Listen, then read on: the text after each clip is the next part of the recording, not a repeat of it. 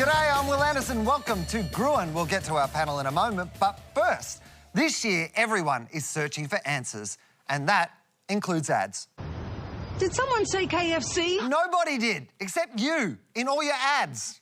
Did someone say KFC? But hang on. Did somebody say can you love? No, someone said KFC and you stole it. OK, ads, ask me anything. How do you eat your laughing cow cheese? Easy, I don't. I'm not 8. Ugg boots are an Australian icon, but where do you get them? The shop. What is money for? Buying Ugg boots. Got itchy feet? Yeah, I think I'm allergic to Ugg. What is vital to you? Oxygen. How do you inflate things? Oxygen. Need a Tyler? No. Are you a qualified tiler? Also no. Hey, remember being outside? No. Guess which fertiliser residential and commercial gardeners use to consistently achieve stunning results in the garden?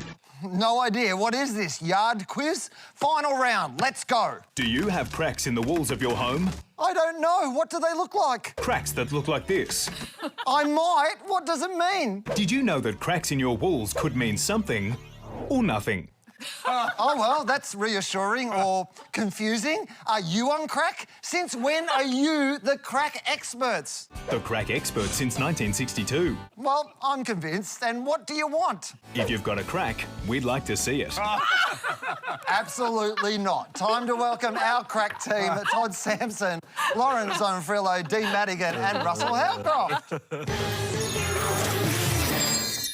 Big sales news. No, not that one. This one. Black Friday sales are already here. This year, Black Friday and Cyber Monday are expected to be bigger than Boxing Day, with shoppers tipped to spend as much as $5 billion. It's Black Friday! Woo! Woo!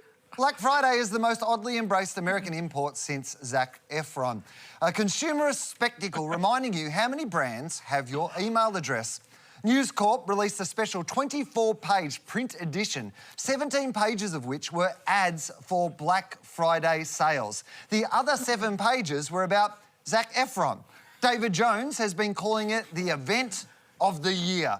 A low bar for a year without events. P&O Cruises had a Black Friday sale because what do you get the person who has everything? COVID.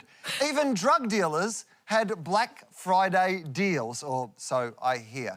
Lauren, is Black Friday the new marketing Christmas? December's a really important time for retail. In general terms, about 70% of sales happen in that period. Boxing Day is traditionally when that has happened in the past, but for the first time in 2019, a majority of retail precincts in Australia said that Black Friday was the biggest day for them in foot traffic as well as in sales. I think what they do really well is create a false sense of urgency. I think the Black Friday sales, these sort of one-day digital sales, give you this feeling that first you get this discovery feeling, like you're going to find a deal that you may not even have thought of buying before. But there's this sort of short urgency time. And the thing with urgency is it kind of clouds your thinking, your rational thinking. You switch from something that you potentially need to something that you want, and they do that really well.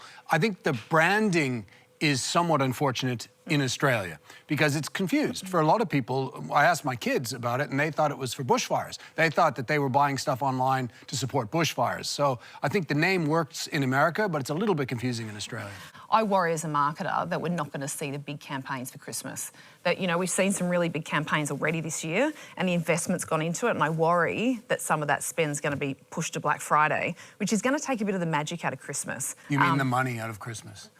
Help me here, Rusty. No. You are right, because if they're actually selling it on low margin, have they got the margin that then enables them to spend the normal big marketing funds? We'll see it on the telly over the next few weeks. You'll tell whether they're feeling good about themselves because they'll be advertising brand rather than advertising price off. And the frequency of discounting now is it's all over the year. So no one buys full price now. So on the surface, you worry, you go, oh no, Black Friday is going to drag sales away from other times of the year.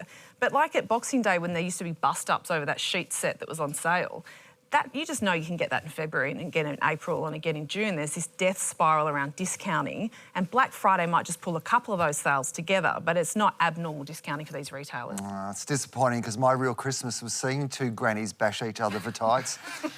Of course, Christmas is about so much more than just sales. not that one. At least we'll always have Rudolph, the red-nosed reindeer, invented by an American department store in 1939. Not a great year. In another not great year, here's how Australia's department stores are selling Christmas.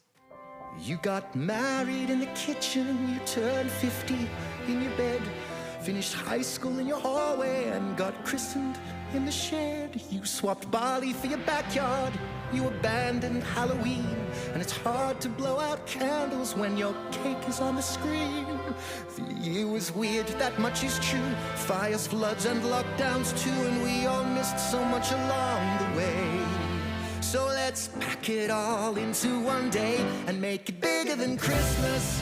Hip, hip, ho, ho, let's go. It's bigger than Christmas. Happy, ho, ho, Merry Mother's Day. Congratulations, hope you get well soon. Hip, hip, hooray, I do. Salutations, mazel tov, inshallah, shingen hao to you. 'Cause now we made it through. Make it bigger than Christmas. Weird, I thought every year was a bad year for Maya. Russell, can Maya just put some tinsel on a shit year? Yeah, they absolutely can. So there's a lovely line in the ad, where, you know, packing it all into one day. So what they've done is they've tried to pack everything into 60 seconds, and the more you watch this commercial, I think the more you appreciate it, which is, you know, good on them for putting in the time and the money and the effort to make something like this. They didn't have to do it. They've decided, you know, the management and the agency have said, you know, let's give this a go. It hasn't been a great year for anyone. Let's try and actually pack in some laughs and pack in some joy. Let's make something beautifully. You know, it even took me a while to realise, what are those people doing in their Speedos playing, you know, the clarinet? I go, well, of course, we didn't get the Olympics. Yeah, and the line that they have underneath the Olympic image as well, it's really, I just think it's beautifully written and it's beautifully made. And it's so smart strategically. I love this ad, because what it's saying to people is, because you didn't get to spend on all those other occasions, spend big here. So it's strategically smart and it's beautifully executed. There is, as you said, there's so much times you watch it again and then you get the inshallah and like every festival they've covered. I love it. And they've got really strong sentiment. So online, so they launched nearly a 2-minute ad, and the sentiment online was overwhelmingly positive. We're talking up in the high 90s, which is nearly unheard of, especially when it comes to Maya. I immediately thought, why did Tim Minchin cut his hair? And then I realised it wasn't actually him. I'm not sure even Maya could afford Tim Minchin to do that ad. But for me, it is ambitious in saying put all your spending now. I thought that was ambitious, but what I thought was interesting is how they didn't mention the C word, just COVID. Sorry, I got mixed up. I was like, wow, that'd be a pretty edgy... Guys, I've got to be honest with you, it's been a real of a year to come into Maya. Not that C word. Okay. But I think it's interesting that this ad is a COVID ad. You know, it is saying COVID has ruined everything for everyone. Now, please go out and spend like you would have spent for all those occasions that you missed, without mentioning COVID itself, because they know if they do mention it, all it does is add a negativity. Bigger than Christmas is, let's all Australians, no matter where you are, where you come from, what you believe in, this is an opportunity to spend money with Maya and have a fantastic day, have a fantastic holiday. I just think it's great. Let's forget the traditional meaning of Christmas, the birth of the baby Jesus, and make it bigger than. Because it's always been great when people have said they're bigger than Jesus. It's always traditionally worked out very well for them. Exactly. In 1914, another not great year, Selfridges had a war window displaying war maps, photos and news to keep Londoners up to date. This year, Maya's Melbourne windows tried to spread joy instead of germs. Melbourne's famous Maya Christmas windows are about to burst to life despite almost falling victim to the pandemic. Old friends in new clothes. This year's windows like none before. Meanwhile, David Jones is tapping into the ghosts of retail past.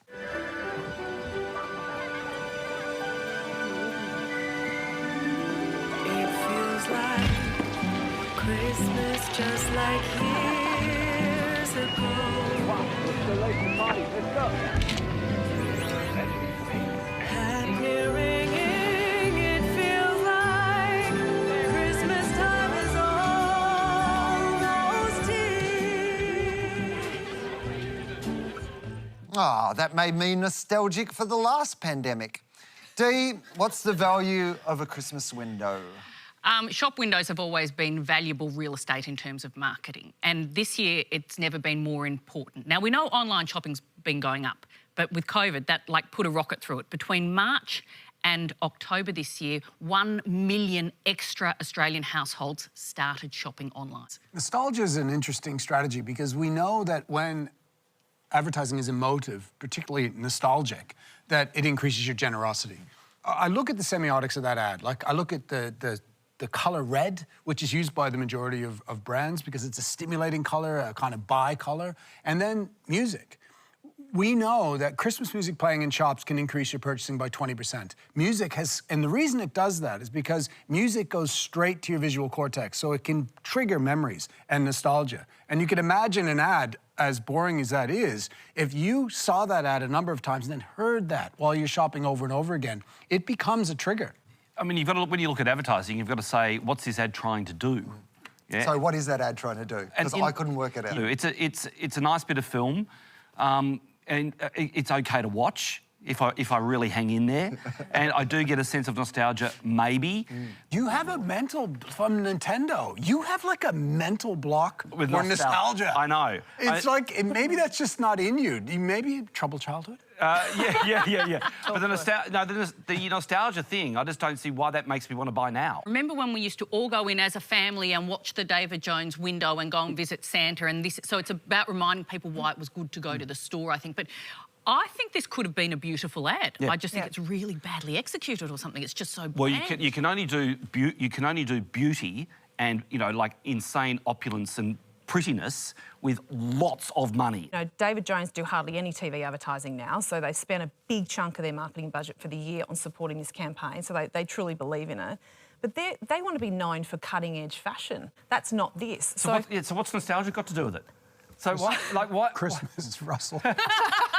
Santa. Merry Christmas, Russell. Grandparents. But if you look at the two ads, right, if you look at the David Jones one versus the Maya one, Maya's building on a brand story, whereas David Jones nearly pressed reset and started again. Yeah, it's so Christmas, it's the ghost of Christmas past. Yes, it is. I'm going to buy you Nintendo for Christmas. I think that Russell's being visited by ads of Christmas past. That's what it is. I know, right. Maya is unbelievably beautifully written. Something we've noticed this year's Christmas ads is the kids are doing the gift giving. Stop it.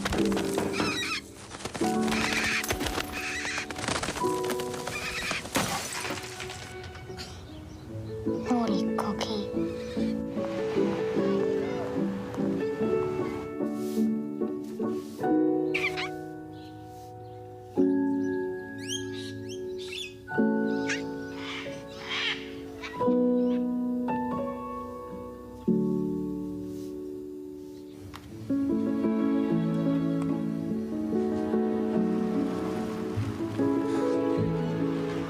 Audrey? Kevin? Watch this step.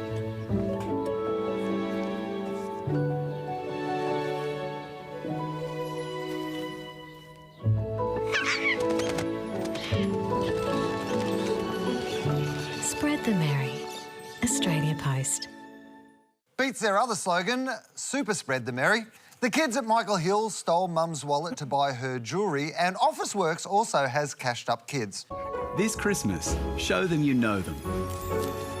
With meaningful gifts from Officeworks. Officeworks, helping you make bigger things happen. Much cuter than last year when they got Nana Gun. Lauren, is a kid buying an expensive robot from Officeworks the true spirit of Christmas? Nothing says I love you like a gift from Officeworks. What I'm finding really interesting around Christmas advertising, which is being bombarded, every single brand is doing it, which is normal, but you see people like Officeworks trying to get onto the consideration list, which is very, very strange.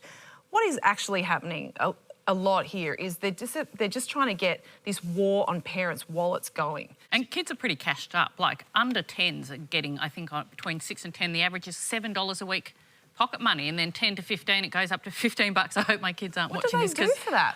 Well, chores, but they don't. So they don't have very many expenses, kids. So you've got, they're literally, as you said, they're just growing the target market. What I did like about that ad, though, is the Australia Post ad, is I was surprised and pleased that there was an Asian kid cast, and that kid was the star of the ad. Like, it wasn't an add-on to get some diversity in it. As someone who has Asian children, it was good to see, because they don't normally take starring roles like that. Yeah, but he resolves. He resolves the...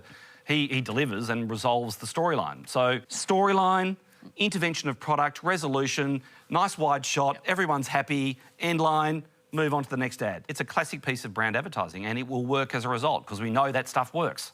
Nowhere loves Christmas ads like the UK. TK Maxx have this fancy goat. Super duper coordination. Wow, how'd you put that together? Where'd you get that from? I know, right? It's a gift. And Tesco have released this. What if I'm on the naughty list? Relax. After this year, Tesco says there is no naughty list. No naughty list? Great, I'm going to steal that fancy goat. Privacy is important, which is why I've never revealed which panellists photocopied their crack at last year's Christmas party. You're welcome, Todd. Tech giant Apple is no stranger to privacy controversies. Now Apple is getting privacy out in the open, first with this unnerving spot. Right now, there is more private information on your phone than in your home. Your location, your messages, your heart rate after a run. These are private things, and they should belong to you.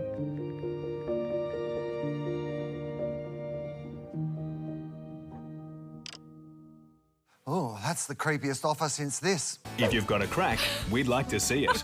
This lighter approach has also been playing on Aussie screens. I browsed 8 sites for divorce attorneys today. I browsed 8 sites for divorce attorneys today. I love working with you. Me too. Red heart emoji. Blue heart emoji. I hate Lee, though. Puke emoji. Puke emoji. My heart rate is currently 150, 151, and back down to 150. On March 15th, I purchased prenatal vitamins and 4 pregnancy tests. The number on my credit card is 0237 1221 0725. Hard to tell if they're oversharing or just American. Dee, can Apple make privacy a laughing matter? Yes, they can. The really prosaic answer is we're far more likely to share stuff online that's funny. So you actually save money. You don't have to pay money for it to turn up in people's feeds. Privacy is the new brand battleground for these tech companies. And the main reason is because society has become so concerned about it. We start to pay attention now to how our data is being used. And Apple, more than its competitors, is specific on privacy because it's selling you expensive hardware that you put in your pocket. And the thing with that hardware, if you think about it, it is like a bank. It's a bank of your life. A lot of what you do, know, have is sitting inside that phone. So for them, like a bank, they need to create this sort of belief that their phones are super private. And arguably the best ad that they did wasn't really an ad, was in 2016 when they refused to unlock that phone for the San Bernardino mass shooting. Now that got a lot of controversy, but it also spread all around the planet, and it said a number of things about Apple, but one thing it said is Apple takes privacy seriously. This is really clever, right? So if the world's consumer decides that privacy is the biggest issue, then that's the game, that's where you need to win. So if they win in the ladder in the mind, what is the most private of the devices? It's Apple. Then they will win again. But they're not giving you the other side of the coin. That's what's lacking for me in this ad, where they're saying, we get that the data's there, but what does safety bring me? What does privacy bring me? And I actually want to see that, because I don't know what breaching my privacy, what that impact is on my life. Yes. And they're missing that piece for me, and they're such clever marketers. You know, I just expected more for something that concerns every single person in the world that has access to the internet. It's the world's major problem at the moment, and they didn't address it. But by them raising it, what I think they're doing is they're pointing their fingers. Absolutely, they're deflecting. Apple are so obsessed with privacy, they also released this ad that shows the pure joy of keeping things to yourself.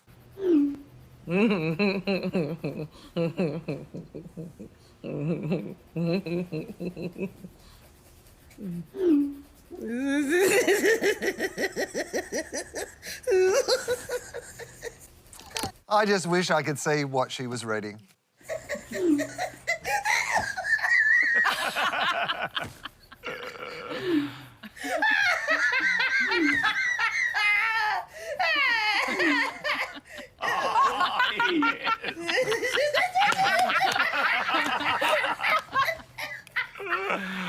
Very good. Please thank our panel, Todd, Lauren, Dee and Russell. We'll leave you tonight with another instalment of the Unmasked Jingler. This week, a jingle so powerful, it could somehow make it acceptable for a van to pull up in your driveway called the Lube-mobile.